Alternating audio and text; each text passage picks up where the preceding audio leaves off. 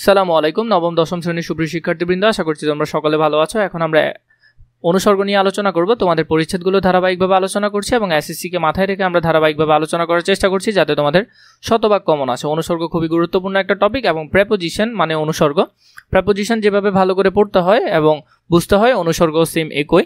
অনুসর্গ বোঝার জন্য তুমি একটা সহজ বিষয় বুঝতে পারো, যেমন ধরো আমরা এখান থেকে একটা উদাহরণ নিই, মাথার উপরে নীল আকাশ। এখানে উপরে একটা হলো যে অনুসর্গ, তাহলে উপরে এই শব্দটা যদি আমি বাদ করে দিই তাহলে মাথার নীল আকাশ। তাহলে একটু আগে বোঝাচ্ছিল মাথার উপরে ছিল নীল আকাশ, এখন মাথায় নীল আকাশ হয়ে গেছে। তাহলে অর্থগত মাধুর্য ধরে রাখার জন্য অনুসর্গের কোনো কি নেই, বিকল্প নেই। যেসব শব্দ কোনো শব্দের পরে বসে শব্দটিকে বাক্যের সঙ্গে সম্পর্কিত করে সেই সব শব্দকে অনুসর্গ বলে। যেমন সে কাজ ছাড়া কিছুই বোঝে না, এখানে ছাড়া একটা কি অনুসর্গ।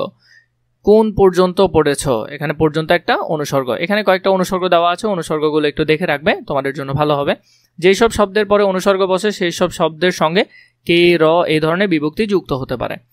তোমাকে দিয়ে এই কাজ সম্ভব, তাহলে তোমাকে এই কার এখানে একটা বিভক্তি যুক্ত হয়েছে। সে পরীক্ষার, র একটা বিভক্তি, জন্য পড়ছে, জন্য একটা কি অনুসর্গ।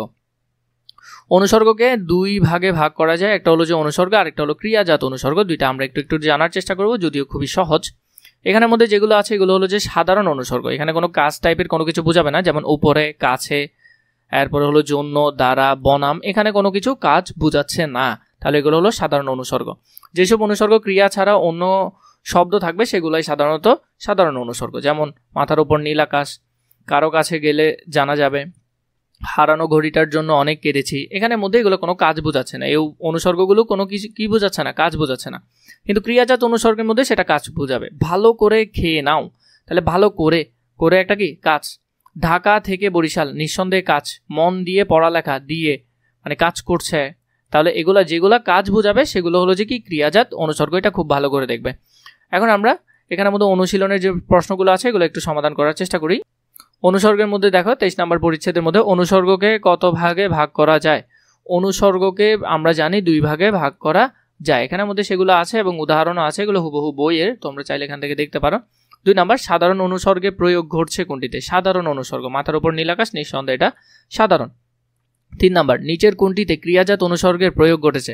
ক্রিয়াজাত, নিচের এমন কাজ, এখানের মধ্যে এটা হবে না, উত্তর হবে তুমি আসবে বলে দাঁড়িয়ে আছি। তুমি আসবে বলে দাঁড়িয়ে আছে, এটাতে ক্রিয়াজাতের প্রয়োগ ঘটেছে। আর পরবর্তী 4 নম্বর দেখো, কোনটি অনুসর্গের উদাহরণ।